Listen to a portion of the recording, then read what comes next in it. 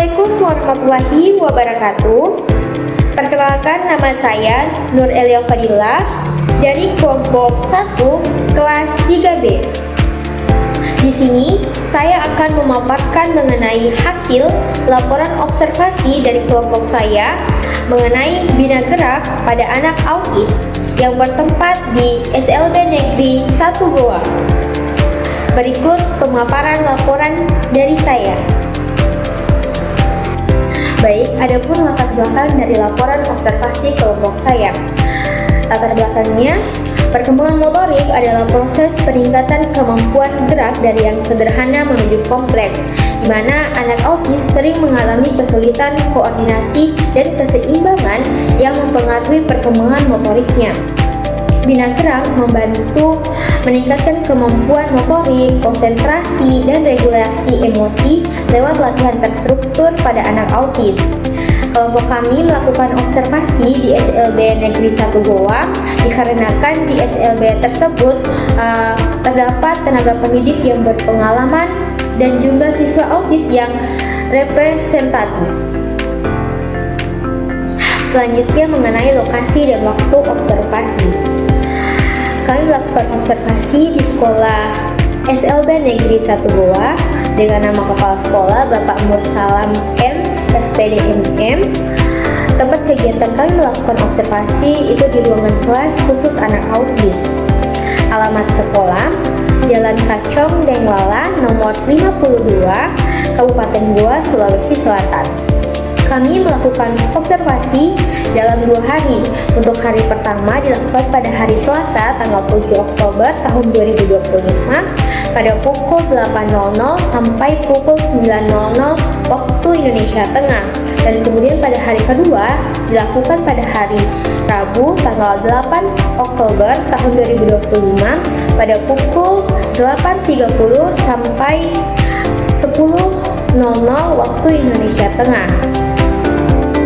Nah, baik, adapun subjek observasi yang kami ambil yaitu pada anak yang berinisial MRI, di mana dia duduk di kelas 7 SMP, berusia 12 tahun dengan tanggal lahir Makassar tanggal 19 November pada tahun 2013, berjenis kelamin laki-laki dengan jenis hambatan Autism Spectrum Disorder atau ASD. Nah, baik, kita masuk pada pembahasan mengenai hasil dari observasi. Yang pertama itu mengenai informasi dasar dan riwayat pada anak. Selama proses kehamilan, ibu dari MRI ini mengalami beberapa kendala, yaitu sering mengalami kontraksi meskipun belum waktunya untuk melahirkan. Serta ibu dari MRI ini juga sering mengkonsumsi atau rutin mengkonsumsi obat-obatan. Namun pada saat persalinan tidak mengalami kendala apapun. MRI mulai bisa berjalan sekitar usia 2 tahun dan dia baru bisa berbicara pada usia 4 tahun.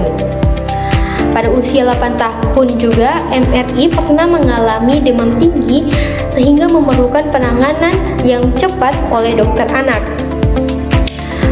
Berdasarkan keterangan dari orang tua juga, MRI pernah didiagnosi autism oleh seorang dokter. Namun pada saat sesi wawancara dengan orang tuanya sudah tidak mengingat pada usia kapan MRI itu didiagnosi oleh dokter tersebut.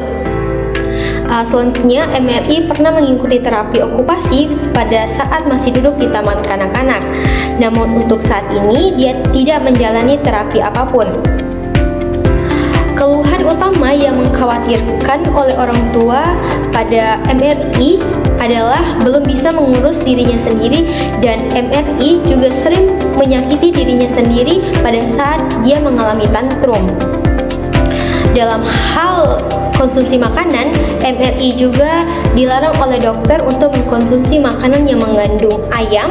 Jika dia mengkonsumsi makanan yang mengandung ayam, MRI akan mengalami reaksi alergi berupa alergi gatal pada bagian muka dan badannya. Mungkin itu pemaparan mengenai hasil observasi pada bagian informasi dasar dan riwayat pada anak. Nah, baik, saatnya kita masuk pada pembahasan hasil observasi pada bagian kedua mengenai identifikasi pada motorik kasar, motorik halus, koordinasi dan perencanaan gerak atau praksis. Yang pertama itu mengenai motorik kasar, di mana MRI ini sering berjalan dengan ujung kaki atau berjinjit secara persisten, keseimbangan yang kurang baik dan tampak canggung saat berlari. Yang kedua, MRI memerlukan bantuan saat naik dan turun tangga akibat keseimbangan yang tidak stabil.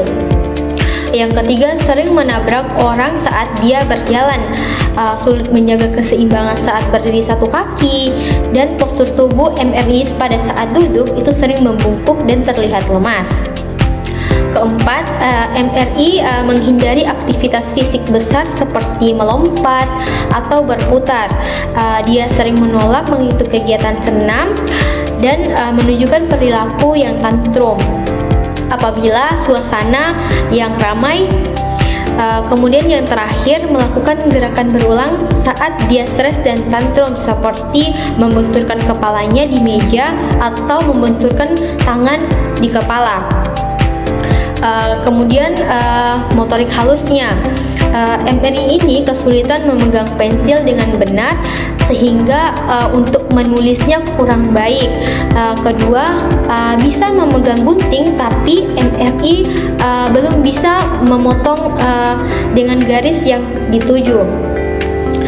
Serta belum bisa menyusun manik-manik yang kecil.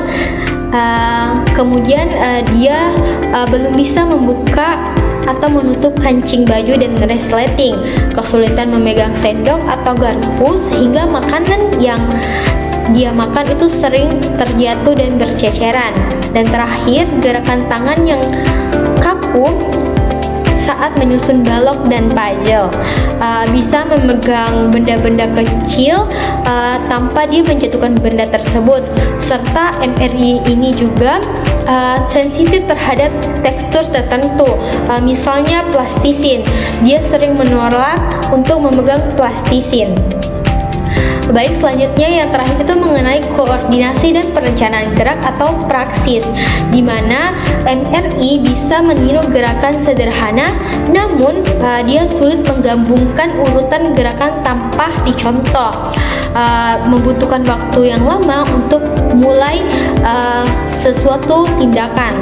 Yang kedua itu sulit mengikuti instruksi fisik tanpa kita mencontohkan langsung, tapi bisa mengikuti aktivitas baru jika ada panduan visual. Dan terakhir itu sulit berpartisipasi dalam permainan yang membutuhkan koordinasi dan urutan gerak dengan gerakan yang cenderung repetitif dan tidak fleksibel untuknya. Mungkin sekian pemaparan hasil observasi. Nah, baik, tidak terasa kita berada di ujung pemaparan materi mengenai laporan observasi mengenai bina gerak pada anak autis yang dilakukan di SLB 1 Goa. Yaitu kesimpulannya, dengan itu profil MRI menunjukkan kombinasi yang signifikan dari disfungsi integrasi sensorik, praktis, dan keterampilan motorik yang sangat mempengaruhi pada kemandiriannya. Oleh karena itu, MRI pada saat ini tidak menjalani terapi apapun, sehingga MRI ini memerlukan intervensi yang melibatkan terapi okupasi, yaitu sensori dan ADL, fokus pada peningkatan perencanaan geraknya, dan terapi perilaku untuk mengatasi stimming yang membahayakan dirinya. Baik, itu pun kesimpulan mengenai observasinya.